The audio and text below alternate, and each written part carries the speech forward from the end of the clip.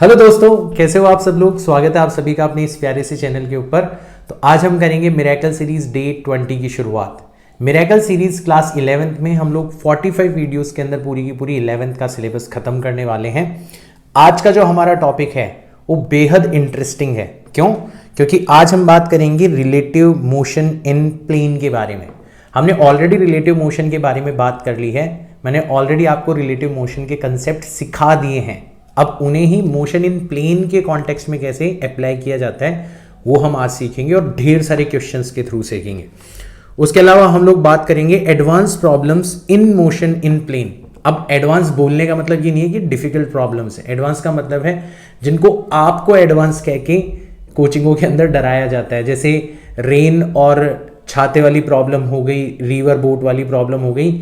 मैं आपको आज की वीडियो के अंदर ये बताऊंगा कि कितनी आसान प्रॉब्लम्स है, कितना आसानी से आप इन सबको टैकल कर सकते हो। तो आपको पूरा वीडियो देखना है शुरुआत से लेकर आखिरी तक, आपकी सारी गलतफहमियां दूर हो जाएगी। और यही हमारी इस सीरीज का टारगेट भी है यार। हम लोग आपके फिजिक्स का डर दूर करने की कोशिश कर रहे हैं, क्योंकि ये डर अगर एक बार दूर हो गया ना तो आप बोर्ड्स भी फोड़ दोगे, नीट का एग्जाम भी फोड़ दोगे, जेई का एग्जाम भी फोड़ दोगे।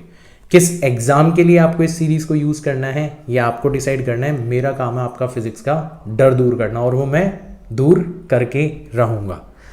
तो सबसे पहली चीज जो कि मैं आपको बताना चाहूंगा और आपके लिए खुशखबरी है कि जब हम रिलेटिव मोशन इन प्लेन की बात करते हैं तो हमें कोई भी नया रूल सीखने की जरूरत नहीं है। यानी कि हम एग्जैक्टली वही काम जो कि स्ट्रेट लाइन के केस में किया करते थे एज इट इज प्लेन के केस में भी कर सकते हैं। सिमिलरली हम लोग जो इक्वेशन ऑफ मोशन यूज किया करते थे रेक्टिलिनियर मोशन के केस में, उनको as it is motion in plane के केस में भी यूज किया जा सकता है। शर्त सेम है कि आपका एक्सेलरेशन कांस्टेंट होना चाहिए। वहां पर हम लोग नंबर्स और प्लस माइनस से काम चला लेते थे, क्योंकि यहां पर हम लोग वेक्टर्स यूज करते हैं तो हम वेक्टर की फॉर्म में इक्वेशंस को यूज करेंगे। That's it. तो 2 पॉइंट साफ हो गए। हम इक्वेशन ऑफ मोशन यूज कर सकते हैं also in vector form if we are talking about motion in plane, पहला। और दूसरा, हम लोग रिलेटिव मोशन के concepts as it is use कर सकते हैं। क्या थे रिलेटिव मोशन के कॉन्सेप्ट? कि आप जिसके रिस्पेक्ट में मोशन को ऑब्जर्व करते हो वो हमेशा स्टेशनरी होता है।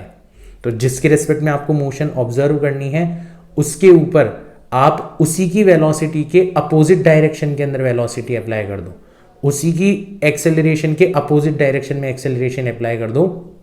इस तरीके से आप उसको रेस्ट पर ला सकते हो। और जो काम आपने उसके साथ किया है वो काम पूरी की पूरी दुनिया के साथ में कर दो तो आपकी सिचुएशन उस पर्टिकुलर ऑब्जेक्ट के रिस्पेक्ट में कन्वर्ट हो जाएगी। एज इट इज हम इन दोनों चीज़ों को यहाँ पर भी यूज कर सकते हैं। तो ये काम मैं आपको करके बताऊंगा क्वेश्चंस के थ्रू। भाई रूल तो हमें कुछ नया सीखना नहीं है, बस हमें नए कॉन्टेक्स्ट के अंदर रूल्स को अप्लाई करना है। तो फटाफट से देखते हैं, राइट? चलो, सबसे पहला क्वेश्चन है हमारा, a particle has initial velocity, vector form में दे रखी है, एंड हैज एक्सेलरेशन, ये भी वेक्टर फॉर्म में दे रखा है, कांस्टेंट है। इसकी स्पीड हमें फाइंड आउट करनी है 10 सेकेंड के बाद में। तो हमें इनिशियल वेलोसिटी दे दी गई है वेक्टर फॉर्म में, that is 3i cap plus 4j cap.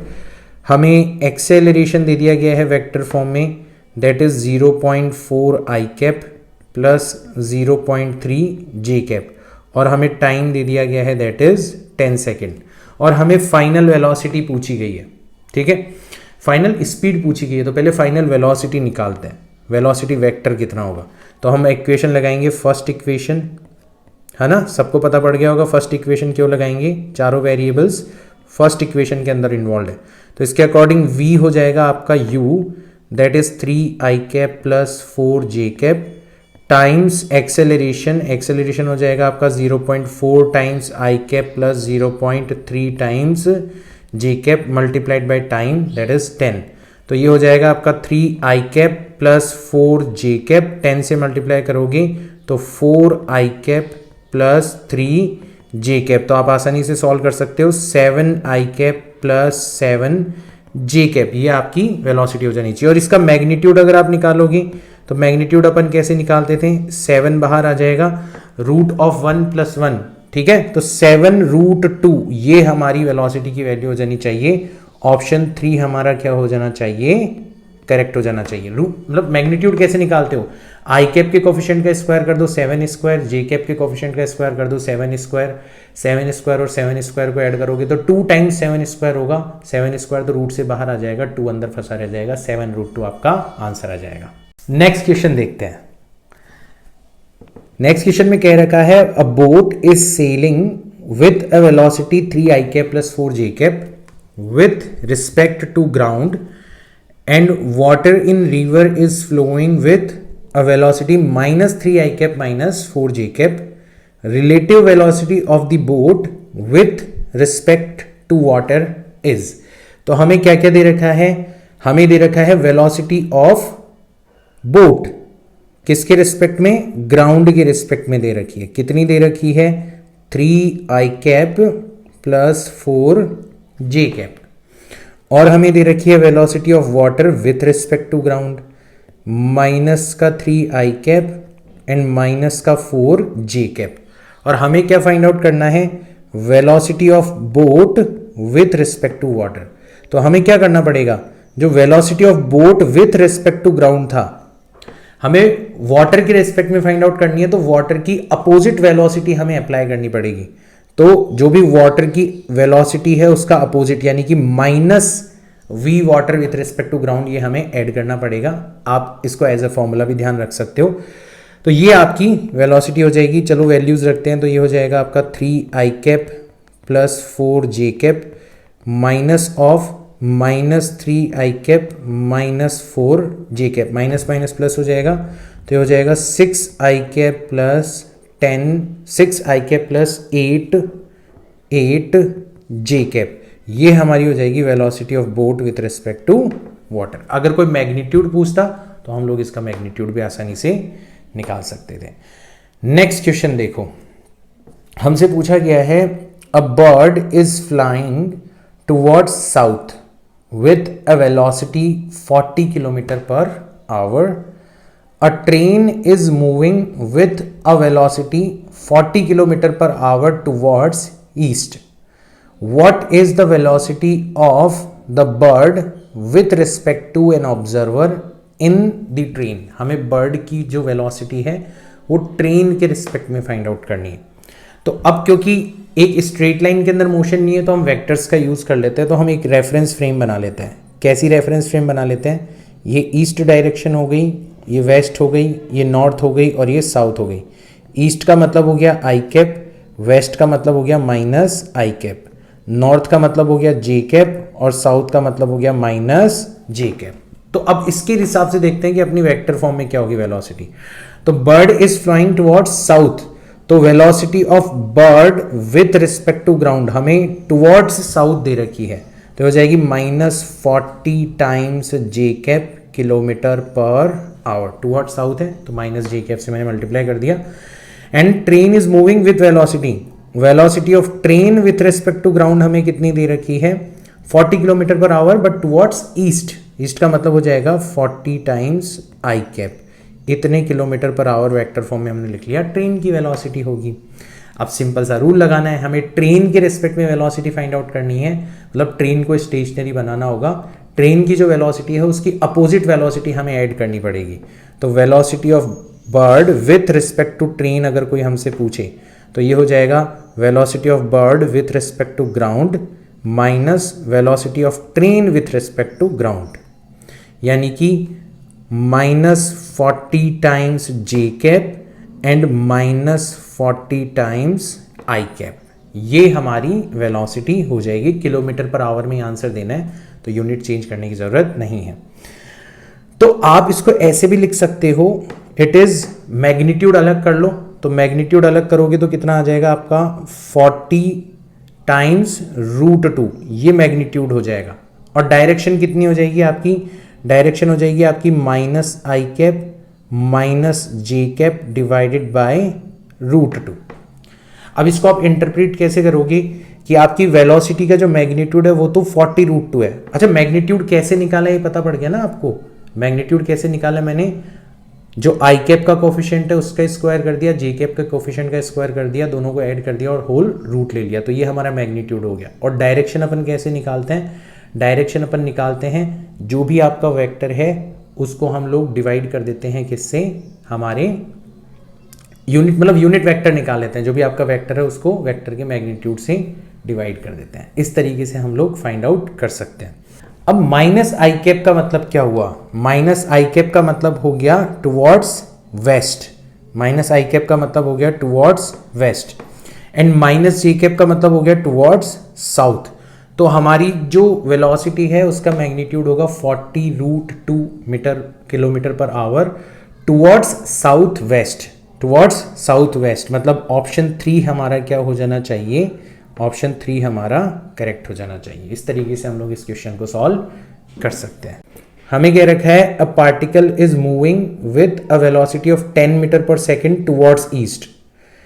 After 10 second its velocity changes to 10 metre per second towards north. Average acceleration is, तो एवरेज एक्सेलरेशन का मतलब हुआ करता था आपका final velocity vector minus initial velocity vector divided by time. तो हमारी initial velocity towards east थी, तो इनिशियल वेलोसिटी को अपन लिख सकते हैं 10 मीटर पर सेकेंड, और अगर रेफरेंस के लिए आप लोगे ईस्ट का मतलब हो जाएगा आपका पॉजिटिव आई कैप, नॉर्थ का मतलब हो जाएगा आपका पॉजिटिव जी कैप, साउथ का मतलब हो जाएगा आपका negative G cap, and similarly west का मतलब हो जाएगा नेगेटिव आई कैप। तो इसको अगर आप रेफरेंस लोगे तो टुवर्ड्स ईस्ट का मतलब हो जाएगा 10 टाइम्स आई कैप। इतनी वेलोसिटी हमारी इनिशियल थी, और फाइनली हमारी वेलोसिटी कितनी हो गई, वेलोसिटी हो गई 10 metre per second towards north. तो नॉर्थ का मतलब हो जाएगा 10 टाइम्स जे कैप। और जैसे ही हमारे पास में ही आएगा तो एक्सेलरेशन हमें मिलेगा final velocity that is 10 times I cap minus initial velocity, sorry final velocity 10 times J cap है, इनिशियल वेलोसिटी 10 टाइम्स आई कैप है, डिवाइडेड बाय टाइम हमारा कितना है 10 सेकेंड। तो एक्सेलरेशन आ जाएगा हमारा minus I cap plus J cap. इसको हम लोग ऐसे भी लिख सकते हैं, मैग्नीट्यूड अगर अलग करेंगे तो मैग्नीट्यूड हो जाएगा √2, तो √2 times minus I cap plus J cap divided by √2 से ऊपर नीचे मल्टीप्लाई कर दो तो मैग्नीट्यूड अलग हो जाएगा, डायरेक्शन अलग हो जाएगा। तो हमारा एक्सेलरेशन हो जाएगा √2 metre per second square. In which direction, minus I cap, minus I cap का मतलब हो जाएगा west, and plus J cap का मतलब हो जाएगा नॉर्थ। तो नॉर्थ वेस्ट डायरेक्शन के अंदर हमारा एक्सेलरेशन होगा √2 metre per second square. Option 2 हमारा क्या हो जाना चाहिए, करेक्ट हो जाना चाहिए। इस तरीके से हम लोग कर सकते हैं इस क्वेश्चन को। नेक्स्ट क्वेश्चन देखो, 2 cars A and B start moving from the same point with same velocity v is equals to 5 km per minute. Car A moves towards north and car B move towards east. What is the relative velocity of B with respect to A?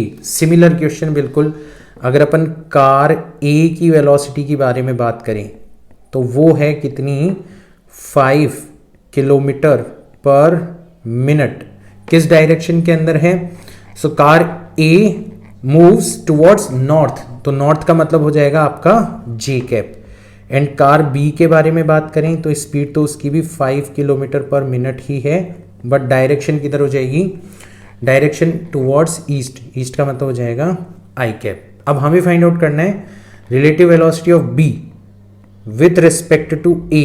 तो फॉर्मूले के according हो जाएगा velocity of B minus velocity of A. तो velocity of B आपको दे रखा है 5 times I cap minus आपको करना है 5 टाइम्स जे कैप।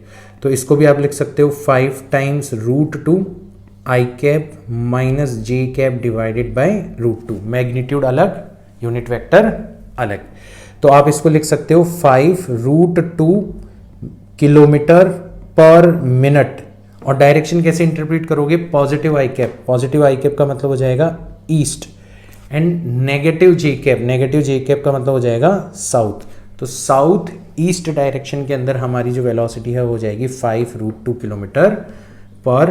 किलोमीटर पर मिनट।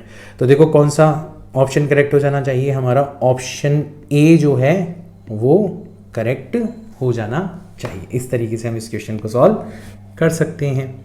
नेक्स्ट देखो, ये थोड़ा अच्छा क्वेश्चन है। हमें क्या रखा है कि two particles are separated by a horizontal distance x as shown in figure. तो इसके और इसके बीच में जो डिस्टेंस है वो हमें कितनी दे रखी है, x दे रखी है, दिख भी रहा है। They are projected as shown in figure with different initial speed. तो इसको इस डायरेक्शन के अंदर फेंका गया है u divided by root three से, और इसको 60 डिग्री पर फेंका गया है u वेलोसिटी से। The time after which the horizontal distance between them becomes 0। तो देखो वैसे तो ये प्लेन के अंदर मूव कर रहे हैं, बट हमें ऐसा कहा गया है कि इनकी हॉरिजॉन्टल डिस्टेंस जो है वो 0 हो जानी चाहिए। तो हम लोग यहाँ पर क्या करेंगे, मैंने आपको पिछली क्लास के अंदर भी बताया था, हम लोग हमारा जो वेक्टर है उसको दो कंपोनेंट्स के अंदर डिवाइड कर सकते हैं। तो यहाँ पर हम एग्जैक्टली कुछ ऐसा ही करेंगे, हम कंपोनेंट्स के अंदर कर लेंगे डिवाइड। कैसे? तो हम सबसे पहले ये जो वेक्टर है, ठीक है, ये वाला जो वेक्टर है इसके दो कंपोनेंट लेंगे। एक हो जाएगा इधर की तरफ, इसका नाम हो जाएगा u divided by root three cos 30 degree, और कॉस 30 डिग्री की वैल्यू होती है रूट थ्री बाई टू। तो ये हो जाएगा u divided by root three times root three divided by two. तो इसकी वैल्यू आ जाएगी simply u divided by two. Similarly ये जो वेक्टर है इसका भी हम कंपोनेंट लेंगे, ये इस तरफ आएगा, कितना हो जाएगा u cos 60 हो जाएगा, और u cos 60 की वैल्यू 1/2 होती है, तो ये भी कितना आ जाएगा u/2 हो जाएगा। ठीक है, तो अगर अपन हॉरिजॉन्टल डायरेक्शन की वेलोसिटीज की बात करें तो दोनों आपस में एक दूसरे को अप्रोच कर रहे हैं, एक इधर आ रहा है और एक इधर आ रहा है, तो ऑब्वियसली इनके बीच की जो हॉरिजॉन्टल डिस्टेंस है वो कम हो रही है। किस स्पीड से कम हो रही है, तो आप कैसे करोगे, आप इसको ऐसे लिखोगे, velocity of A in horizontal direction कितनी हो जाएगी आपकी u divided by 2 times I cap, positive x direction के अंदर है। आप लिखोगे velocity of b in horizontal direction, ये कितनी हो जाएगी u divided by 2 minus I cap. अब आपसे कोई पूछे कि बताओ velocity of a with respect to b in horizontal direction कितना होगा, यानी कि आपने क्या करा, b को एक बार के लिए रेस्ट पर ले आए और b के रिस्पेक्ट में a की वेलोसिटी देख रहे हो कि हॉरिजॉन्टली वो किस तरीके से अप्रोच कर रहे हैं। तो हमने फॉर्मूला देखा था, ये हो जाएगा va माइनस vb। ठीक है, h लगा दो ताकि आपको पता रहे कि हम हॉरिजॉन्टल वेलोसिटीज के साथ में डील कर रहे हैं। तो ये हो जाएगा आपका u divided by 2 times I cap minus u divided by 2 times I cap, दोनों ऐड हो जाएंगे तो u टाइम्स आई कैप बचेगा। तो बेसिकली u वेलोसिटी से हमारा a जो है वो स्टेशनरी b को अप्रोच कर रहा है। ये फायदा होता है रिलेटिव वेलोसिटी का कि एक चीज रुक गई तो हमें सीधा सीधा दिख गया कि दूसरा उसकी तरफ इस स्पीड से जा रहा है। अब डिस्टेंस कितनी तय करनी है, x, तो हमारा टाइम कितना लगेगा, तो टाइम हो जाएगा distance that is x divided by speed that is u। ये हमारा फाइनली क्या आ जाना चाहिए, टाइम, यानी कि हमारा ऑप्शन 1 जो है वो हो जाना चाहिए करेक्ट। ऑप्शन 1 हमारा करेक्ट आंसर हो जाएगा। इस तरीके से हम लोग ऐसे क्वेश्चंस को सॉल्व कर सकते हैं। और देखो ऐसे क्वेश्चंस किस किस वेरिएशंस के अंदर मिलेंगे आपको।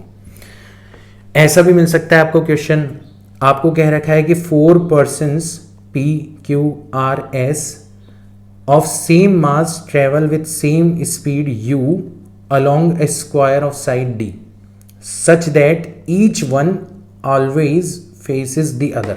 हर बंदा अपने साइड वाले बंदे को फेस कर रहे हैं, ठीक है। After what time will they meet each other. तो पहले क्वेश्चन को अच्छे से समझो, ये इधर की तरफ जा रहा है, ये इधर की तरफ जा रहा है शुरुआत में। जब ये यहां पर पहुंच जाएगा और ये यहां पर पहुंच जाएगा तो फिर ये इधर की तरफ जाने लगेगा, ठीक है। ये इधर पहुंच जाएगा तो ये इधर की तरफ जाने लगेगा, ये इधर की तरफ जाने लगेगा, ठीक है, और ये इधर की तरफ जाने लगेगा। थोड़ी देर बाद में देखोगे, ठीक है, तो और ज्यादा टिल्ट हो चुका होगा, ये यहां पर आ चुका होगा, ये यहां पर आ चुका होगा, तो इस तरीके से हो जाएगा आपका स्क्वायर, ठीक है। ये इधर जा रहा है, ये इधर जा रहा है, ये इधर जा रहा है, ये इधर जा रहा है। तो अल्टीमेटली आप देख रहे हो कि इनकी जो स्पीड है वो ऐसे होगी। मैं बना के बता देता हूं आपको। अल्टीमेटली इनकी स्पीड आपको ऐसे नजर आएगी कि आपका एस जो है ना वो पी को फॉलो करने के चक्रों में घूमते घूमते घूमते घूमते आपका पहुंच जाएगा सेंटर पर। ऐसे पी भी घूमते घूमते घूमते घूमते पहुंच जाएगा सेंटर पर। क्यू भी पहुंच जाएगा घूमते घूमते घूमते घूमते सेंटर पर, और आर भी पहुंच जाएगा घूमते घूमते घूमते सेंटर पर। तो ये चारों कहाँ पर जाकर मिलेंगे? एक दूसरे से सेंटर पर मिलेंगे। अब दिखने में तो ये बड़ी कॉम्प्लिकेटेड सी मोशन लग रही है ना, इतना अजीब सा पाथ हमें नज़र आ रहा है, ये तो हमने कभी डील किया ही नहीं। तो यहाँ पर हमें क्या करना है? यहाँ पर हमें रिलेटिव वेलोसिटी का यूज़ करना है। यहाँ पर हम ये देखेंगे कि जब ये जो आर है ये एस को अप्रोच कर रहा है, किस डायरेक्शन के अलोंग? जो डायरेक्शन इन दोनों को ज्वाइन कर रही है, तो इसके अलोंग इसकी रिलेटिव वेलोसिटी कितनी है? तो आप देखोगे कि यार आर की तो सारी की सारी वेलोसिटी ही इस लाइन के अलोंग है, और एस का इस लाइन के अलोंग जो कंपोनेंट है वो कितना है? 0। तो जो वेलोसिटी ऑफ अप्रोच हो जाएगी वो कितनी हो जाएगी? आप आसानी से लिख सकते हो वेलोसिटी ऑफ अप्रोच, ठीक है, along line joining R and S, इन दोनों का एग्जांपल ले लेते हैं, ठीक है। तो जिस लाइन के अलोंग ये दोनों एक दूसरे से ज्वाइंट है, क्योंकि हमेशा दोनों एक दूसरे की तरफ मूव कर रहे हैं, मतलब आर जो है एस की तरफ, एस पी की तरफ, तो हमें दोनों को ज्वाइन करने वाली लाइन के अलोंग रिलेटिव वेलोसिटी देखनी है, उसी को अपन बोलेंगे वेलोसिटी ऑफ अप्रोच। तो एक की सारी वेलोसिटी उस डायरेक्शन में और एक की 0 वेलोसिटी उस डायरेक्शन में, तो ओवरऑल वेलोसिटी भी कितनी हो जाएगी? आपकी u हो जाएगी, ठीक है। यहां तक की बात समझ में आ गई। और आपको डिस्टेंस कितनी ट्रेवल करनी है इस डायरेक्शन के अंदर? आपको डिस्टेंस ट्रेवल करनी है जो साइड है। अब साइड जो है वो हमें कितनी दे रखी है? d दे रखी है। साइड कितनी दे रखी है? d दे रखी है। तो हमें कोई पूछे बताओ कितने टाइम बाद में ये डिस्टेंस कवर हो जाएगी, तो टाइम हो जाएगा डिस्टेंस डिवाइडेड बाय स्पीड। तो d डिवाइडेड बाय u, ये हमारा आंसर आ जाना चाहिए, ऑप्शन 1 हमारा करेक्ट हो जाएगा। इतने टाइम बाद में ये चारों एक दूसरे से ज्वाइन हो जाएंगे। कहां पर होंगे? सेंटर पर। मोशन मैंने आपको बता दी एक्चुअल मोशन कैसी होगी, बट रिलेटिव मोशन के नजरिए से देखोगे तो आपने क्या करा? s को बना लिया स्टेशनरी, और केवल r इसकी तरफ मूव कर रहा है। किस स्पीड से मूव कर रहा है? u स्पीड से मूव कर रहा है। कितनी डिस्टेंस ट्रेवल करनी है? d, तो d को आपने u से डिवाइड कर दिया, आपका आंसर आ गया। इतना आसान है। एक और क्वेश्चन करते हैं। क्या दे रखा है इस क्वेश्चन में? 6 persons of same mass travel with same speed u along a regular hexagon of side d such that each one always faces the other। जैसे ये हमारा भाई साहब A है और ये हमारा भाई साहब B है, तो अभी आपको A किसकी तरफ जाते हुए नजर आ रहे हैं? B की तरफ। B किसकी तरफ जाते हुए नजर आ रहे हैं? C की तरफ। तो ये हमेशा एक दूसरे को फेस करेंगे। A हमेशा B की तरफ भागेगा, B हमेशा C की तरफ भागेगा, तो इनकी भी मोशन ऐसी होगी। तो B घूमते घूमते घूमते सेंटर पर आ जाएगा, C घूमते घूमते सेंटर पर आ जाएगा, D घूमते घूमते सेंटर पर आ जाएगा, ये भी घूमते घूमते सेंटर पर एंड सेंटर पर। तो ये अल्टीमेटली जाकर कहाँ पर मिलेंगे? सेंटर पर मिलेंगे। दिखने में मोशन बड़ी कॉम्प्लिकेटेड लग रही है क्योंकि हर कोई मूव कर रहे हैं, तो ऐसे केस में रिलेटिव वेलोसिटी का कॉन्सेप्ट लगा दो, तो हम A और B को पकड़ लेते हैं। तो A का जो कंपोनेंट है उस लाइन के अलोंग जो कि इन दोनों को ज्वाइन करती है, कितना है? U है ना। और B का जो कंपोनेंट है इस लाइन के अलोंग कितना हो जाएगा? तो हमें इस लाइन के अलोंग कंपोनेंट निकालना है। हमें पता है इंटीरियर एंगल जो होता है ना हेक्सागन का, वो होता है 120 डिग्री। तो ये वाला एंगल हो जाएगा आपका 60 डिग्री, तो ये कंपोनेंट हो जाएगा आपका u cos 60 डिग्री। कितना हो जाएगा? u cos 60 डिग्री, यानी कि u डिवाइडेड बाय 2, ठीक है।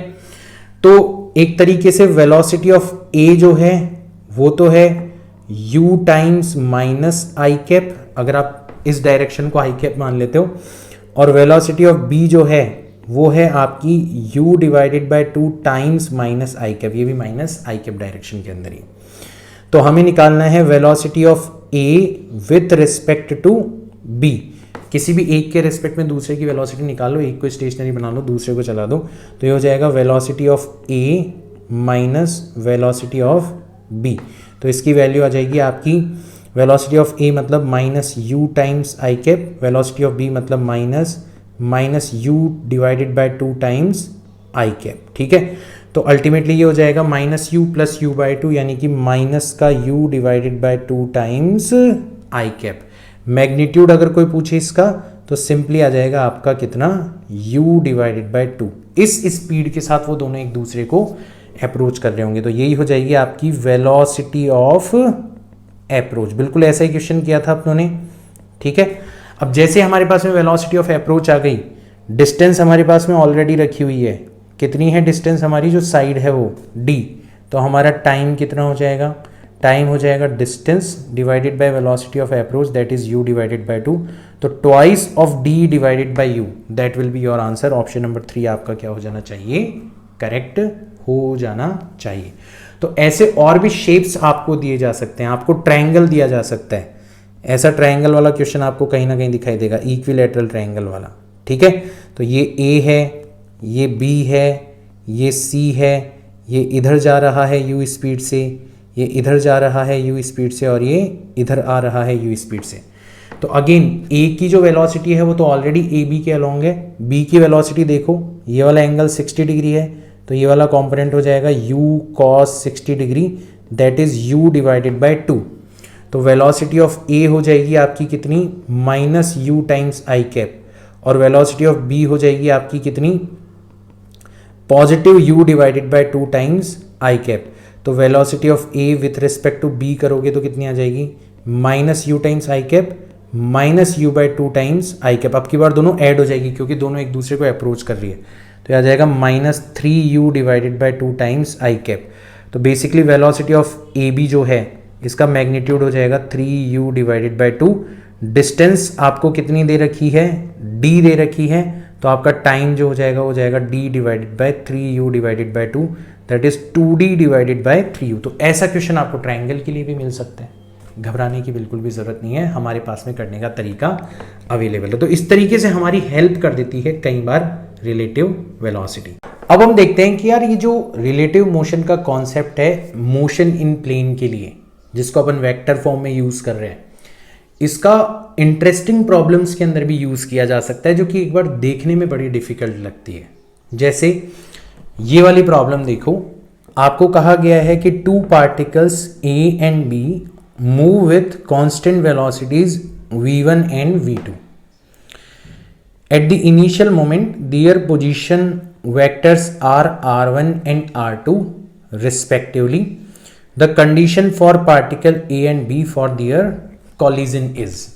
अब पहले तो कई बार बच्चे क्या करेंगे, इतना कॉम्प्लिकेटेड से ऑप्शन देख के वेक्टर्स वगैरह देख के वैसे घबरा जाएंगे। घबराने की जरूरत नहीं है, क्वेश्चन को समझो।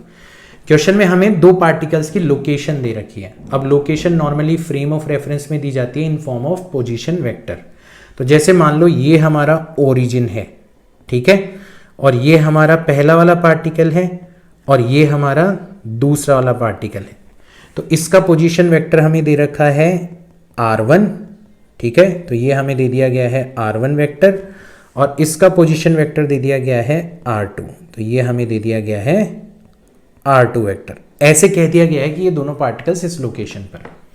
अब दोनों की वेलोसिटी भी अलग अलग डायरेक्शन में है।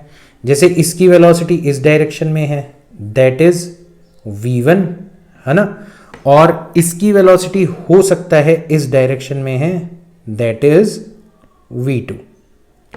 अब सोचो कितनी कॉम्प्लिकेटेड सिचुएशन बन रही है, एक इधर जा रहा है एक इधर जा रहा है, और आपको ये कंडीशन पता लगानी है कि ये अल्टीमेटली देखो ये यूं जा रहा है और ये यूं जा रहा है, तो अल्टीमेटली इनके बीच में कंडीशन क्या हो कि ये आपस में किसी एक पॉइंट पर आकर मिल जाए। हमेशा जरूरी नहीं है ऐसा। अब ये दिखने में तो बड़ी कॉम्प्लिकेटेड सी प्रॉब्लम लग रही है यार, कोई किधर जा रहा है कोई किधर जा रहा है, कैसे सॉल्व करेंगे इसको। लेकिन यहां पर आप रिलेटिव मोशन का कॉन्सेप्ट अप्लाई करो। आप जब रिलेटिव मोशन का कॉन्सेप्ट अप्लाई करोगे ना, तो आप क्या करो, किसी भी एक पार्टिकल को स्टेशनरी बना लो। जैसे आपने क्या करा, पार्टिकल 2 को आपने स्टेशनरी बना लिया। तो 2 को स्टेशनरी बनाने का मतलब क्या होता है, आपने पार्टिकल 2 जो है, ठीक है, उसके अपोजिट डायरेक्शन में वेलोसिटी वेक्टर अप्लाई कर दिया। तो आपने ये अपोजिट डायरेक्शन में अप्लाई कर दिया, तो ओवरऑल पार्टिकल 2 की वेलोसिटी कितनी हो गई, 0। यही तो कर देते हम रिलेटिव मोशन के अंदर।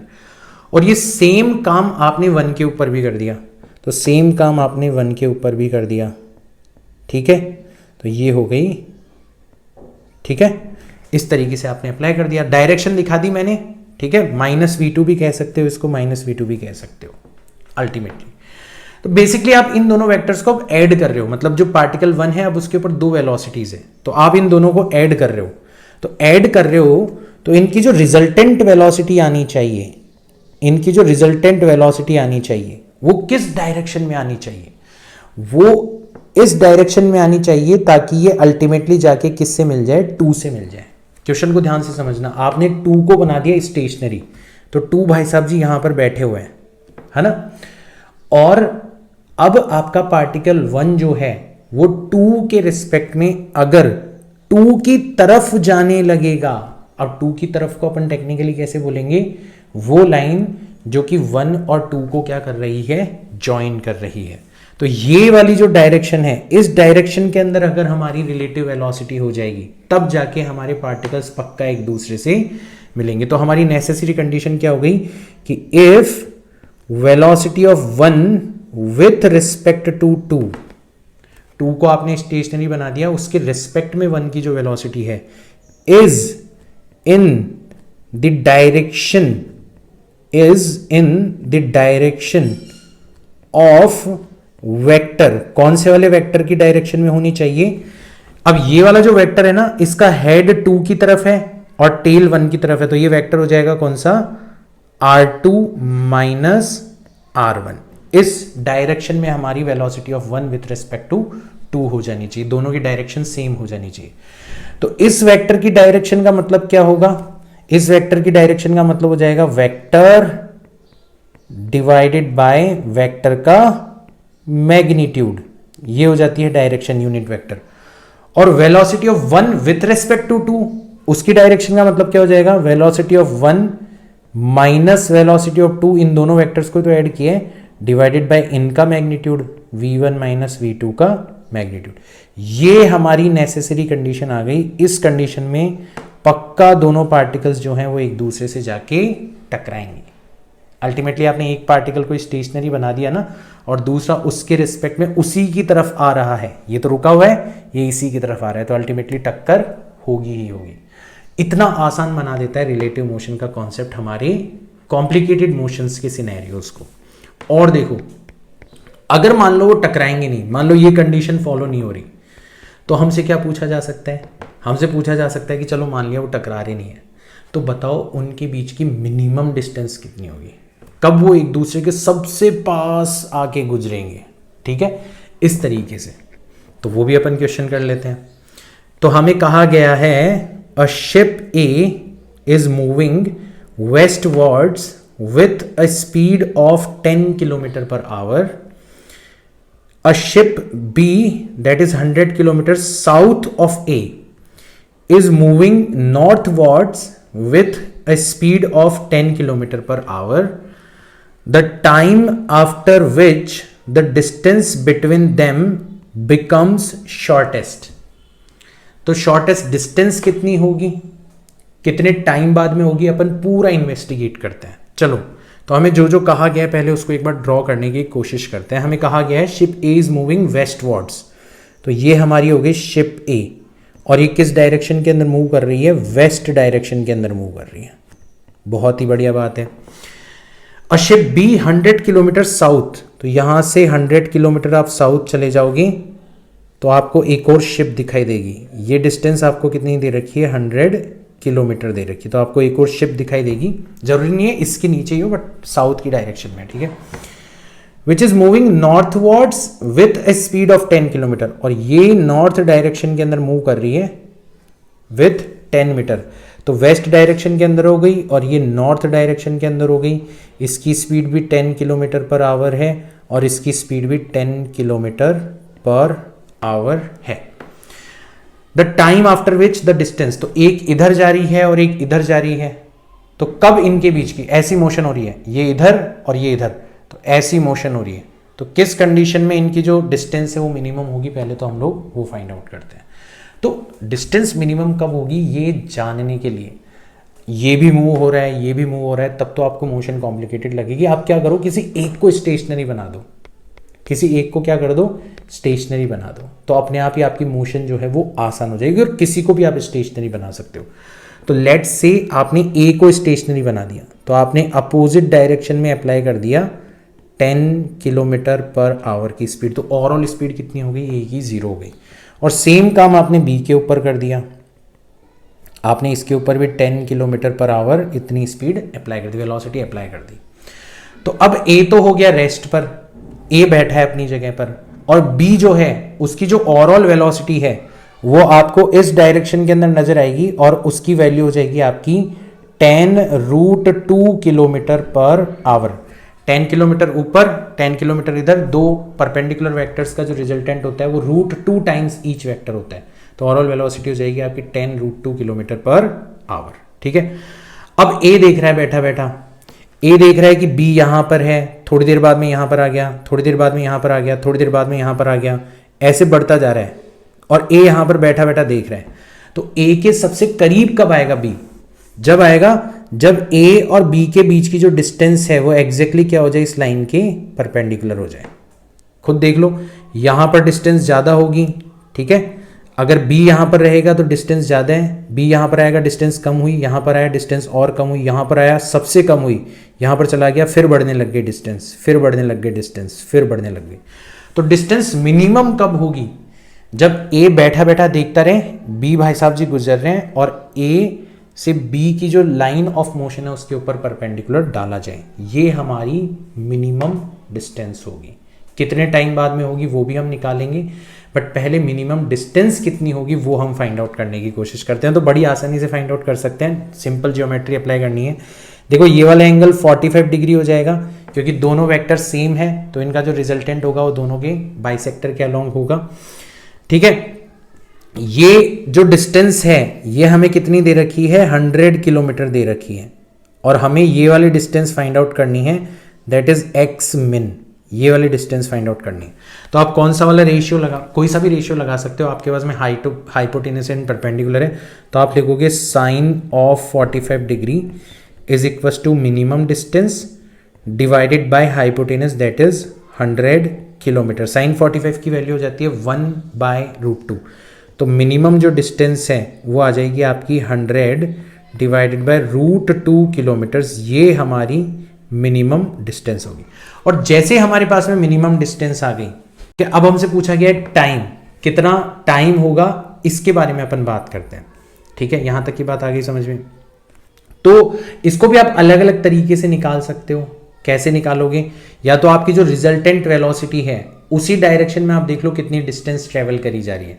तो रिजल्टेंट वेलोसिटी मतलब इस डायरेक्शन के अंदर कितनी डिस्टेंस ट्रेवल करी जा रही है, पहले उसका पता लगा लो।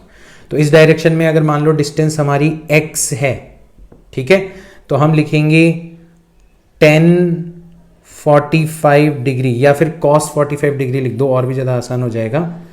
मान लो आपसे डायरेक्ट पूछ लिया जाए तो cos 45 degree is x divided by hypotenuse, that is 100। cos 45 की वैल्यू भी 1/√2 होती है, तो x भी हो जाएगा आपका 100 डिवाइडेड बाय √2। तो इस पर्टिकुलर डायरेक्शन के अंदर डिस्टेंस ट्रेवल करनी है 100 डिवाइडेड बाय √2, और किस स्पीड से ट्रेवल कर रहा है, स्पीड आपने निकाली थी अभी अभी 10√2 किलोमीटर पर आवर। तो आपका जो टाइम हो जाएगा वो हो जाएगा distance, that is 100 divided by √2 divided by speed, that is 10√2। 10 से तो ये कैंसिल आउट हो गया, √2 मल्टीप्लाई होके 10 divided by 2, that is 5 seconds, 5 hour. ठीक है, किलोमीटर पर आवर के अंदर डील कर रहे हैं। तो 5 घंटे बाद में अगर देखोगे तो आपको ए और बी के बीच की डिस्टेंस मिनिमम नजर आएगी। ऑप्शन नंबर ए हमारा क्या हो जाना चाहिए, करेक्ट हो जाना चाहिए। तो यार ये जो मिनिमम डिस्टेंस वाला कॉन्सेप्ट है, इसके ऊपर अपन एक और क्वेश्चन करते हैं ताकि ये कॉन्सेप्ट आपको अच्छे से समझ में आ जाए। देखो क्वेश्चन में हमें क्या कह रखा है, 2 bodies A and B are 10 kilometre apart, दोनों के बीच की डिस्टेंस दे रखी है। बी जो है वो ए के साउथ में है, ये हम अच्छे से सिचुएशन को विजुअलाइज कर लेंगे। A and B start moving with same speed 20 kilometre per hour, A जा रहा है ईस्ट और बी जा रहा है नॉर्थ डायरेक्शन के अंदर। तो सिचुएशन तो आपको समझ में आई गई होगी, ये है हमारा ए और ये है हमारा बी, और दोनों के बीच का जो सेपरेशन है वो आपको दे रखा है 10 किलोमीटर्स। ये इधर की तरफ जा रहा है ईस्ट डायरेक्शन के अंदर 20 किलोमीटर पर आवर, और ये नॉर्थ डायरेक्शन के अंदर जा रहा है कितने से, अगेन 20 किलोमीटर पर आवर इस स्पीड से। अब हमसे ये पूछा गया है कि आपको relative velocity of A with respect to B find out करनी है। तो जिसके रिस्पेक्ट में हमें मोशन को एनालाइज करना होता है, हम सबसे पहले उसको रेस्ट पर लेके आ जाते हैं। तो हम बी को रेस्ट पर लेके आने के लिए क्या करेंगे, बी के ऊपर अपोजिट वेलोसिटी अप्लाई कर देंगे 20 किलोमीटर पर आवर। और जो काम हमने बी के ऊपर किया है वो एज इट इज हम किसके ऊपर कर देंगे, ए के ऊपर कर देंगे। तो हमने ए के ऊपर भी अप्लाई कर दिया 20 किलोमीटर पर आवर। तो इससे क्या हुआ, ए के ऊपर दो वेलोसिटीज वर्क करने लगी और उन दोनों का जो रिजल्टेंट होगा वो अब की बार बिल्कुल बीचों बीच वाली डायरेक्शन से निकलेगा, इस डायरेक्शन से निकलेगा। और ये जो वेलोसिटी हो जाएगी रिजल्टेंट, ये वेलोसिटी हो जाएगी आपकी 20√2 किलोमीटर पर आवर। ये यहां से 45 डिग्रीज के एंगल पर होगी, क्योंकि आप दो सेम मैग्नीट्यूड वाले वेक्टर्स जो कि एक दूसरे के परपेंडिकुलर है उनका सम निकाल रहे हो। आ गया समझ में। तो अब बी जो स्टेशनरी हो चुका है उसको ए इस वाली लाइन के अलोंग मूव करता हुआ नजर आएगा। तो हमने पिछले क्वेश्चन के अंदर भी देखा था कि जो मिनिमम डिस्टेंस होगी वो कब होगी, जब आप इस वाली लाइन के ऊपर बी से क्या ड्रॉ कर दो, एक परपेंडिकुलर ड्रॉ कर दो, तब जाके आपकी मिनिमम डिस्टेंस होगी। तो इस वाले पॉइंट पर जब ए आएगा उस टाइम पर इन दोनों के बीच की डिस्टेंस जो होगी वो मिनिमम हो जाएगी। यहां तक की बात आपको समझ में आ गई, ठीक है। तो हमें पहले का आंसर तो पता पड़ चुका है कि रिलेटिव वेलोसिटी कितनी होगी, हमने आंसर कर दिया। रिलेटिव वेलोसिटी ऑफ ए जो होगी वो हो जाएगी आपकी, मैं लिख देता हूं यहां पे, relative velocity of A with respect to B वो हो जाएगी आपकी 20√2 किलोमीटर पर आवर। और डायरेक्शन आपको किस डायरेक्शन में दिखाई दे रही है, east south, south east direction के अंदर हो जाएगी, SE डायरेक्शन के अंदर हो जाएगी। यहां तक की बात हमें पता चल गई। चलो अब अपन आते हैं, हमसे पूछा गया है कि बताओ minimum separation attend during motion कितना होगा। तो हमें ये पता पड़ गया कि जब ए यहां पर आ जाएगा तब ए और बी के बीच की जो डिस्टेंस होगी वो मिनिमम होगी। तो इसको अपन लिख देते हैं ए डैश। तो हमसे बेसिकली ए डैश बी ये वाली डिस्टेंस पूछी है, इसको हम एक बार के लिए लिख देते हैं x minimum. Right angle triangle आपको नजर आ रहा है, कौन सा, ट्रायंगल ए डैश बी। इसके अंदर आप नोटिस करोगे कि जो साइन 45 डिग्री है उसकी वैल्यू किसके इक्वल हो जाएगी, perpendicular, that is your minimum separation, divided by hypotenuse that is 10 kilometre. Sine 45 होता है आपका 1 डिवाइडेड बाय √2, तो आपकी मिनिमम डिस्टेंस आ जाएगी 10 डिवाइडेड बाय √2 किलोमीटर्स। ये आपकी मिनिमम डिस्टेंस आ जानी चाहिए। अब हमें मिनिमम डिस्टेंस पता पड़ गई। अब हमसे अगले क्वेश्चन में पूछा गया कि बताओ time elapsed from starting to attain minimum separation. Minimum separation को अटेन करने के लिए तो ए को ए डैश तक आने में कितना टाइम लगेगा, ठीक है, वो हमसे पूछा गया है। तो हमारा जो टाइम हो जाएगा वो हो जाएगा distance A dash divided by A dash वाली जो डायरेक्शन है उसमें स्पीड कितनी है आपकी 20√2 किलोमीटर पर आवर है। तो हमारा टारगेट है कि हमें ए डैश निकालनी है। तो अब की बार हम cos 45 यूज करेंगे। तो cos 45 डिग्री हो जाएगा आपका base that is a dash divided by hypotenuse that is 10 kilometre. तो ए डैश हो जाएगा आपका अगेन 10 डिवाइडेड बाय √2 किलोमीटर्स। और ये वैल्यू आप जैसे उठा के रखोगे तो आपको टाइम की वैल्यू पता पड़ जाएगी, 10 डिवाइडेड बाय √2 ये तो हो गई डिस्टेंस टाइम्स 20√2, ठीक है। तो अब हमारा काम आसान हो गया, ये हो जाएगा 10 डिवाइडेड बाय 20 तो गया, 1/2 बचेगा, √2 और √2 मल्टीप्लाई होकर भी 2 हो जाएंगे तो 1/4 आवर्स। और इसको आप 60 से मल्टीप्लाई करोगे तो 15 मिनट्स, ये आपका आंसर आ जाना चाहिए कि 15 मिनट बाद में ए और बी के बीच की जो डिस्टेंस है वो मिनिमम हो जाएगी 10 डिवाइडेड बाय √2 किलोमीटर्स। तो आई होप अब इस तरीके के क्वेश्चन से आप 100% कंफर्टेबल फील कर रहे होंगे। अब अपन आगे बढ़ते हैं हमारे अगले कॉन्सेप्ट पर, और ये वाला कॉन्सेप्ट किससे रिलेटेड है, holding an umbrella in rain. बड़ी टिपिकल सी प्रॉब्लम है। यहां पर एक इंसान है, ठीक है, और ये बारिश के अंदर खड़ा है और बारिश की जो बूंदें हैं वो वर्टिकल डायरेक्शन के अंदर गिर रही है। अगर ये खड़ा है तो इसको बूंदें अपने खोपड़ी के ऊपर गिरते हुए नजर आएगी वर्टिकल डायरेक्शन में। बट ये जैसे ही चलना स्टार्ट कर देता है तो फिर सिचुएशन चेंज हो जाती है। जैसे ही भागना स्टार्ट कर देता है तो अब की बार बारिश की बूंदें उसको सामने से अपने चेहरे के ऊपर पड़ती हुई नजर आती है, मतलब किसी एंगल पर पड़ते हुए नजर आती है। तो ऐसा क्यों होता है? ऐसा होता है, हम लोग रिलेटिव वेलोसिटी की वजह से आसानी से समझ सकते हैं। तो बेसिकली जब मैन भी मूव कर रहा है और रेन ड्रॉप्स भी मूव कर रहे हैं तो हम किसी एक को रेस्ट पर ले आते हैं ताकि सिचुएशन को ढंग से एनालाइज किया जा सके। तो हमारा जो मैन है जो कि इस डायरेक्शन के अंदर मूव कर रहा है उसको रेस्ट पर लाने के लिए हम अपोजिट डायरेक्शन में वेलोसिटी अप्लाई कर देते हैं। कितनी? जो मैन की वेलोसिटी है विथ रिस्पेक्ट टू ग्राउंड, ठीक है। और सेम काम हम रेन ड्रॉप्स के ऊपर भी कर देते हैं, ठीक है। तो हमें क्या क्या दे रखा था? हमें मैन की वेलोसिटी दे रखी थी जिसको हमने लिखा है velocity of man with respect to ground, कि स्टेशनरी ऑब्जर्वर को मैन कितनी स्पीड से भागता हुआ नजर आ रहा है। हमें रेन ड्रॉप्स की वेलोसिटी दे रखी है जिसको हमने लिखा है velocity of rain drops with respect to ground, कि स्टेशनरी ऑब्जर्वर को रेन ड्रॉप्स वर्टिकल डायरेक्शन में कितनी स्पीड से गिरते हुए नजर आ रहे हैं। फिर हमें मैन के रिस्पेक्ट में रेन ड्रॉप्स की वेलोसिटी चाहिए थी, तो हमने मैन को सबसे पहले क्या बना दिया? स्टेशनरी। और सेम काम हमने किसके ऊपर कर दिया? रेन ड्रॉप्स के ऊपर कर दिया। तो अब रेन ड्रॉप्स के ऊपर दो वेलोसिटीज वर्क कर रही है, एक तो ये वाली और एक ये वाली। तो ओवरऑल वेलोसिटी कितनी हो जाएगी? इन दोनों का वेक्टर सम, जो कि हम आसानी से पैरेललोग्राम बना के निकाल सकते हैं, उसको हमने लिखा है velocity of rain drops with respect to man. यहां तक आ गई बात समझ में? पूरा का पूरा डायग्राम समझ में आ गया। तो velocity of rain drops with respect to man, कि भागते हुए इंसान को जो रेन ड्रॉप्स है वो अब की बार वर्टिकल नहीं, वो इस डायरेक्शन में गिरती हुई नजर आएगी। कितने एंगल पर? थीटा एंगल पर गिरती हुई नजर आएगी। इधर से देखोगे तो ये वाला एंगल भी थीटा हो जाएगा, यानी कि अगर आदमी को बारिश से बचना है तो उसको अपना जो छाता है वो वर्टिकल से थीटा एंगल के ऊपर रखना होगा। इस डायरेक्शन में अपना उसको छाता रखना होगा, ठीक है। पेड़ लग रहा है आपको, बट मैं बनाना छाता चाह रहा हूं, ठीक है। तो ये काम हमें समझ में आ गया, हमें अच्छे से समझ में आ गया कि क्यों स्टेशनरी ऑब्जर्वर को तो बारिश की बूंदें वर्टिकली डाउनवर्ड डायरेक्शन में गिरती हुई नजर आती है, बट जैसे ही आपका ऑब्जर्वर मूव करने लगता है तो बारिश की बूंदें उसको सामने से गिरती हुई नजर आती है किसी एंगल पर, और उससे बचने के लिए उसको अपना छाता जो है वो वर्टिकल नहीं, वर्टिकल से कुछ एंगल पर रखना पड़ता है, ठीक है।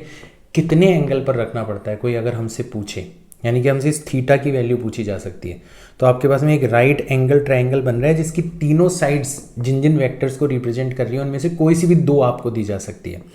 नॉर्मली आपको ये और ये दे दी जाती है, तो इन दोनों को यूज करोगे तो आप टेन थीटा का यूज करोगे। टेन थीटा आपका हो जाएगा VmG divided by VRG, velocity of man with respect to ground, velocity of rain drops with respect to ground. अगर मान लो आपको ये और ये दे दी जाए तो आप cos थीटा यूज कर लेना, velocity of rain drops with respect to ground divided by velocity of rain drops with respect to man. और अगर आपको ये और ये दे दी जाए तो आप sin थीटा यूज कर लेना। अल्टीमेटली जो दो वेलोसिटीज आपको गिवन है उनके आधार पर आप एंगल आसानी से निकाल सकते हो। यहां पर आप ये भी रिलेशन देख रहे हो कि आपका जो velocity of rain drops with respect to man है, इसका मैग्नीट्यूड का जो स्क्वायर होगा वो velocity of rain drop with respect to ground के square and velocity of man with respect to ground के स्क्वायर के इक्वल होगा। ये सब कुछ आपको इस डायग्राम से नजर आ रहा है। अब ये डायग्राम तो एक स्टैंडर्ड केस है, इसके ऊपर क्वेश्चन आता है तो आप डायरेक्ट फॉर्मूलाज भी अप्लाई कर सकते हो, बट जो अप्रोच मैंने आपको बताई है ना वो ज्यादा इंपॉर्टेंट है। दोनों चीजें अपन देखते हैं क्वेश्चंस के through, right. A man is walking on a road with a velocity of 3 kilometre per hour. तो हमें दे दिया गया velocity of man with respect to ground that is 3 kilometre per hour. Suddenly it starts raining. Velocity of raindrops is 10 kilometre per hour vertically downwards. तो velocity of raindrops with respect to ground हमें दे रखा है 10 kilometre per our. Situation same है, आदमी horizontal भाग रहा है, रेनड्रॉप्स वर्टिकल गिर रही है, यानी कि हम डायरेक्ट फॉर्मूलाज अप्लाई कर सकते हैं। हमसे पूछा गया है कि relative velocity of rain with respect to man, यानी कि हमसे VRM पूछा गया है, कितना होगा। फॉर्मूला हमारे पास में है कि VRM का स्क्वायर जो होता है वो VRG के स्क्वायर प्लस VMG के स्क्वायर के इक्वल होता है।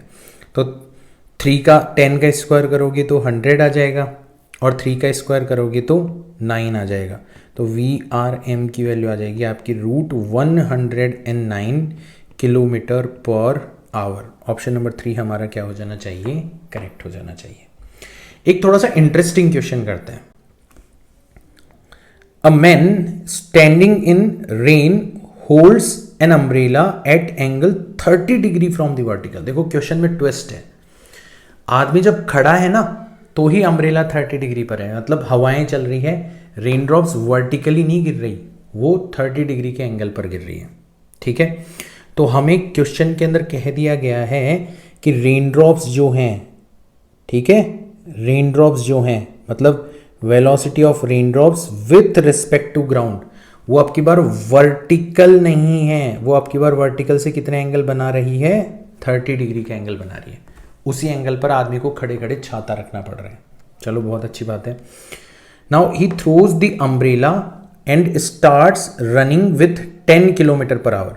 तो अब आपका मैन जो है वो यहां पर खड़ा है, ठीक है। अब अभी तो इसने अम्ब्रेला अपना इस डायरेक्शन के अंदर होल्ड कर रखा है ना, अभी तो अम्ब्रेला इस डायरेक्शन के अंदर होल्ड कर रखा है खड़ा खड़ा। अभी क्या करता है, अपना छाता फेंकता है और भागना स्टार्ट कर देता है।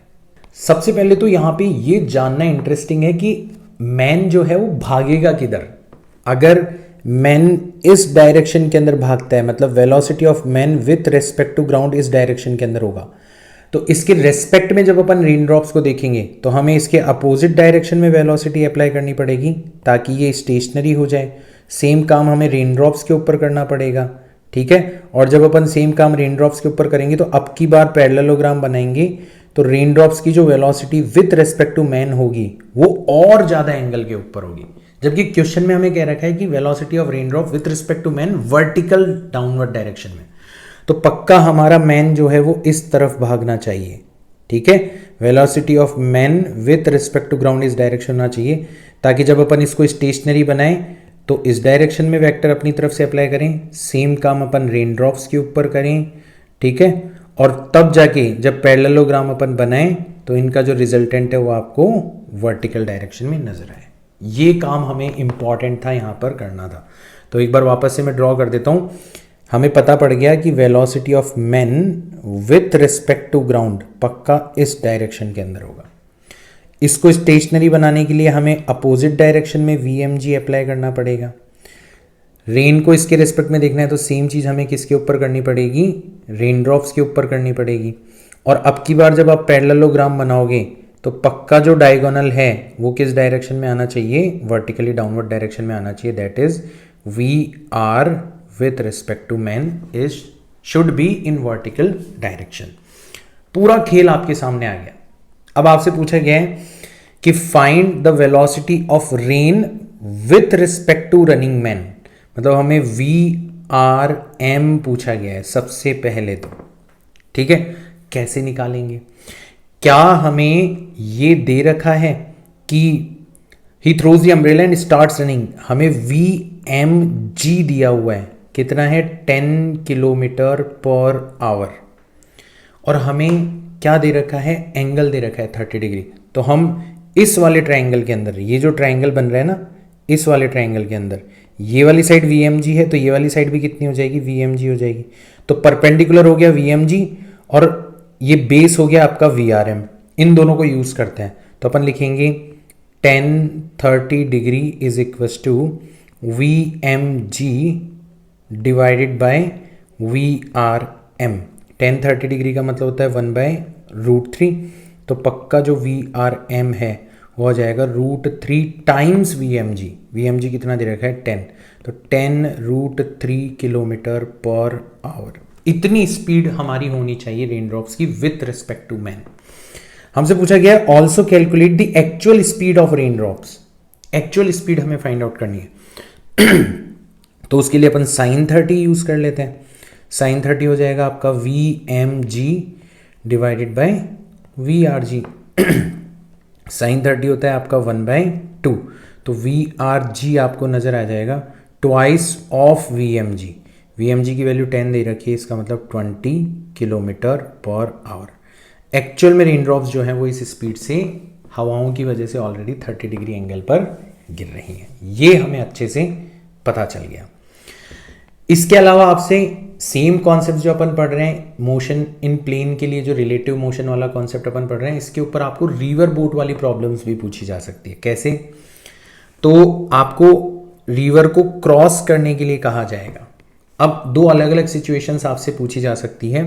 आपसे पूछा जा सकता है कि बताओ रिवर को क्रॉस करना है आपको शॉर्टेस्ट डिस्टेंस के अंदर। शॉर्टेस्ट डिस्टेंस का मतलब क्या हो गया कि जैसे ये हमारी रिवर है, ठीक है, और इस रिवर की जो विड्थ है वो हमें दे रखी है, कितनी चौड़ाई है वो हमें दे रखी है। आपका स्विमर यहां से स्विम करना स्टार्ट करता है। अब आपको दे रखा होगा कि velocity of swimmer in still water, रुके हुए पानी के अंदर स्विमर की वेलोसिटी कितनी है।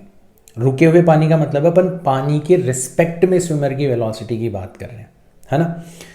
तो अल्टीमेटली यहां पे आपका स्विमर खड़ा है और आपको वेलोसिटी ऑफ स्विमर या velocity of man with respect to water दे रखा होगा।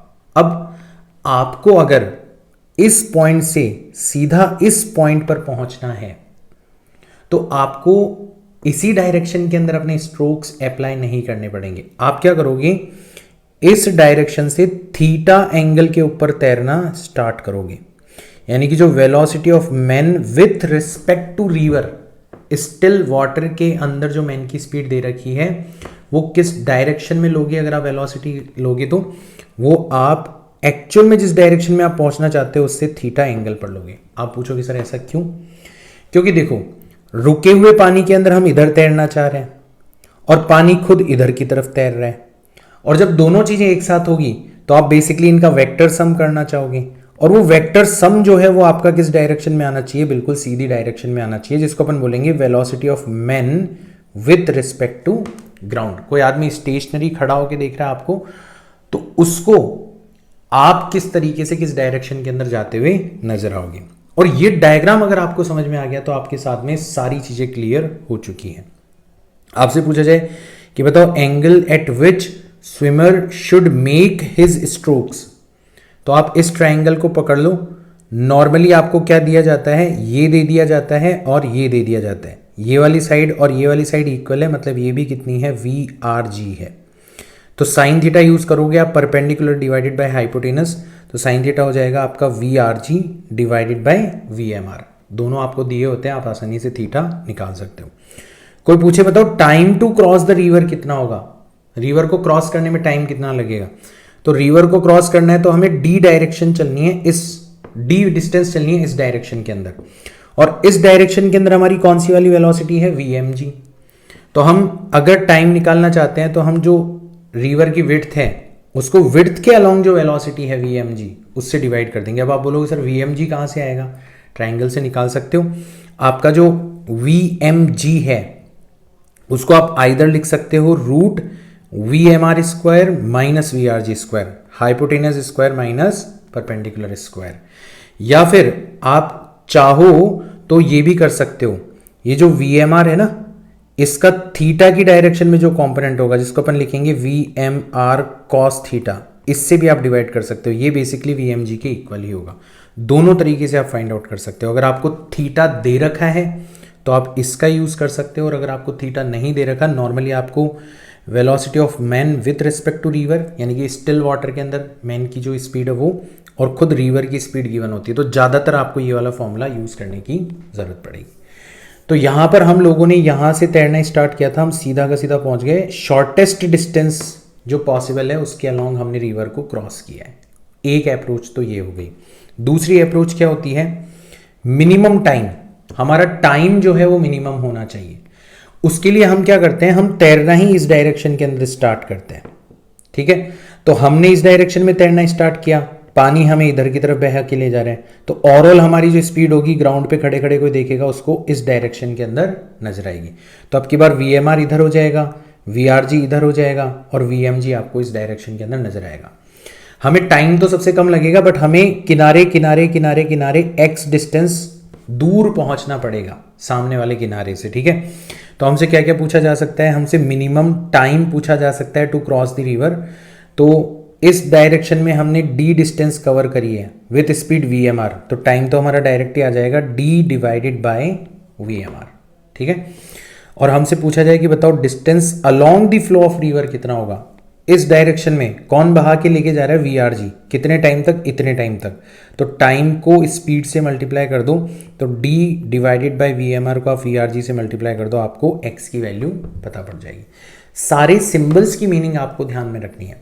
वी आर जी का मतलब है velocity of river with respect to ground, V M G का मतलब है velocity of man with respect to ground, और वी एम आर का मतलब है velocity of man with respect to river या फिर velocity of man in still water. Question में आप दोनों तरीके से ये गिवन हो सकती है आपको, ठीक है। तो अपन कुछ क्वेश्चंस करते हैं और उसके थ्रू अपन इन सारी की सारी सिचुएशंस को समझने की कोशिश करते हैं। बहुत आसान है, केवल और केवल इन पॉइंट्स के बेसिस पे आपके सारे क्वेश्चन सॉल्व हो जाएंगे। पहला क्वेश्चन देखो, हमें कहा गया है man wishes to swim across a river 0.5 kilometre wide, तो हमें डी दे दिया गया है 0.5 kilometres. If he can swim at the rate of 2 kilometre per hour in still water, यानी कि हमें क्या दे दिया गया है, velocity of man with respect to river दे दिया गया है 2 किलोमीटर पर आवर। ध्यान से समझना। And river flows at the rate of 1 kilometer per hour, velocity of river with respect to ground हमें कितना दे रखा है, 1 kilometer per hour. The angle made by the direction with respect to the flow of the river, river के flow से हमें angle निकालना है, along which he should swim so as to reach a point exactly opposite his starting point, मतलब minimum distance वाली approach है। तो minimum distance वाली अप्रोच में हमारे पास में फॉर्मूला था साइन थीटा, किसके इक्वल आया करता था sine theta, V R G divided by V M R. हमें दोनों गिवन है, वी आर जी गिवन है 1 किलोमीटर पर आवर और वी एम आर गिवन है 2 किलोमीटर पर आवर। इसका मतलब थीटा हो जाएगा आपका 30 डिग्री। आंसर लगाने की जल्दी मत करना, थीटा कौन सा वाला एंगल है हमारा, ये वाला एंगल है, और हमें रिवर के फ्लो से एंगल पूछा गया है, तो हमें 90 ऐड करना पड़ेगा। तो हमारा जो आंसर होगा वो हो जाएगा 90 plus 30, that is 120 degree. Option number second हमारा क्या हो जाना चाहिए, करेक्ट हो जाना चाहिए। नेक्स्ट क्वेश्चन देखो, a boat man can row a boat to make it move with a speed of 10 kilometre per hour in still water, ठीक है। तो अब की बार हमें वेलोसिटी ऑफ बोट कह लो या वेलोसिटी ऑफ मैन कह लो, तो वेलोसिटी ऑफ मैन कह लेते हैं। विथ रिस्पेक्ट टू रिवर कितनी गिवन है, 10 kilometre per our. Still water का मतलब मैं आपको ऑलरेडी बता चुका हूँ। River flows steadily at the rate of 5 kilometre per hour, तो velocity of river with respect to ground हमें दे रखा है 5 kilometre per hour. And the width of the river is 2 kilometre, D हमें दे रखा है 2 kilometre. If the boat man cross the river along the minimum distance वाली approach, then time elapsed in rowing the boat will be. तो मैंने आपको direct formula बताया था टाइम का, D divided by root of V M R का whole square minus V R G का square. चलो रख दो, तो डी आपको दे रखा है 2 kilometer divided by root of V M R 10 का स्क्वायर करोगे कितना आ जाएगा 100, 5 का स्क्वायर करोगे कितना आ जाएगा 25, यानी कि 2 डिवाइडेड बाय रूट 75 को अपन 25 मल्टीप्लाइड बाय 3 लिख सकते हैं, तो 2 डिवाइडेड बाय 5 रूट 3 आवर्स, इतना हमारा आंसर आ जाना चाहिए। 2 divided by 5 root 3 hours, option number 2 हमारा करेक्ट हो जाना चाहिए। ये देखो, रिवर 4 माइल्स वाइड, तो डी हमें दे रखा है कितना 4 miles, right. Flowing at the rate of 2 miles per hour, यानी कि velocity of river with respect to ground दे रखा है 2 miles per hour. The minimum time taken by a boat to cross the river, अब की बार हमें minimum time वाली approach use करनी है। तो मैंने बताया था मिनिमम वाले केस में जो टाइम आता था वो कितना आता था, सिंपली आप डी को किससे डिवाइड कर दिया करते थे, वी एम आर से डिवाइड कर दिया करते थे, ठीक है। तो the river with a speed of v divided by 4 miles per hour in still water, यानी कि हमें वी एम आर जो दे रखा है वो कितना दे रखा है 4 माइल्स पर आवर दे रखा है। सारी चीज़ें हमारे पास में डी है हमारा 4 माइल्स, ठीक है, और VMR है हमारा 4 माइल्स पर आवर। तो 4 से 4 कैंसिल आउट हो जाएगा, हमारा आंसर आ जाएगा 1 आवर। 1 घंटे के अंदर हम मिनिमम अपनी रिवर को क्रॉस कर सकते हैं। ऑप्शन नंबर 1 हमारा क्या हो जाना चाहिए, करेक्ट हो जाना चाहिए। लास्ट क्वेश्चन देखो, a boat can be rowed 5 metre per second in still water. तो हमारा बोट कह लो या मैन कह लो, ठीक है ना, तो अपन ये वाला ही सिंबल यूज कर लेते हैं। Velocity of man with respect to river, still water का मतलब ये होता है, वो दे रखा है 5 metre per second. It is use to cross a 200 metre wide, तो डी हमें दे रखा है कितना, 200 metres. South bank to the north bank the river current has uniform velocity of 3 metre per second. Velocity of river with respect to ground दे रखा है 3 metre per second. Due east, east direction के अंदर आपकी river flow हो रही है, ठीक है, और साउथ से नॉर्थ बैंक पर अपनों को जाना है। In which direction must it be steered to cross the river perpendicular to the current. Minimum distance वाली अप्रोच। साइन थीटा किसके बराबर हुआ करता था, VRG divided by VMR। VRG हमें दे रखा है कितना, 3, और VMR हमें दे रखा है 5, तो थीटा हो जाएगा आपका 37 डिग्री। तो वर्टिकल से 37 डिग्री का एंगल बनाते हुए, ठीक है ना, नॉर्थ से 37 डिग्री का एंगल बनाते हुए, ठीक है ना, from north towards waste, north से वेस्ट की तरफ अगर आप 37 डिग्री का एंगल बनाते हुए चलोगे तो आप बिल्कुल परपेंडिकुलर डायरेक्शन के अंदर पहुंच जाओगे। ये पहला क्वेश्चन हमने बता दिया। दूसरा question, how long will it take to cross the river in a direction perpendicular to the river flow. कितना टाइम लगेगा, तो मैंने आपको टाइम के बारे में बताया था। सेकंड जो केस है हमारा, टाइम हुआ करता था d divided by root of VMR square minus VRG square. चलो कर लो सॉल्व। तो d हमें कितना दे रखा है, 200 डिवाइडेड बाय रूट ऑफ 5 का स्क्वायर करोगे 25, 3 का स्क्वायर करोगे 9, यानी कि 16 बचेगा, रूट करोगे तो 4, तो 200 डिवाइडेड बाय 4 यानी कि 50 सेकेंड्स आपको लगेंगे रिवर को क्रॉस करने में इस अप्रोच में। In which direction must the boat be steer to cross the river in minimum time. सबको पता है परपेंडिकुलर डायरेक्शन में अगर मिनिमम टाइम वाली अप्रोच अपनानी है। How far will it drift, तो जो ड्रिफ्ट हमने पता लगाया था उसका भी फॉर्मूला है। ड्रिफ्ट x जो हुआ करता था वो किसके इक्वल हुआ करता था, टाइम होता था आपका d/VMR मल्टीप्लाइड बाय VRG। सब कुछ हमें गिवन है, d गिवन है 200, VMR गिवन है हमें 5 और VRG गिवन है हमें 3। 5 से 40 टाइम्स चला गया तो x की वैल्यू आ जाएगी आपकी 120 मीटर्स, 120 मीटर पहुंचेगा अगर अपन मिनिमम टाइम वाली अप्रोच अपनाना चाहते हैं तो जैसा कि मैंने आपको वीडियो की शुरुआत में बताया था कि आपको वीडियो पूरा देखना है और पूरा देखने के बाद में आप भूखे बन जाओगे ऐसे क्वेश्चंस के। आज तक आप भागते थे ऐसे क्वेश्चन से, अब मैंने आपको सिंपल फॉर्मूलाज दे दिए हैं, हथियार दे दिए हैं। अब आपको केवल और केवल उन हथियारों को चलाना है ना, अटकने की जरूरत ही नहीं है। जैसा कि मैंने आपको क्वेश्चन सॉल्व करके बताए, तो ट्राई करो ऐसे बहुत सारे क्वेश्चंस अपने लेवल पे सॉल्व करने की। मैं मिलता हूँ नेक्स्ट वीडियो के अंदर, तब तक के लिए बाय।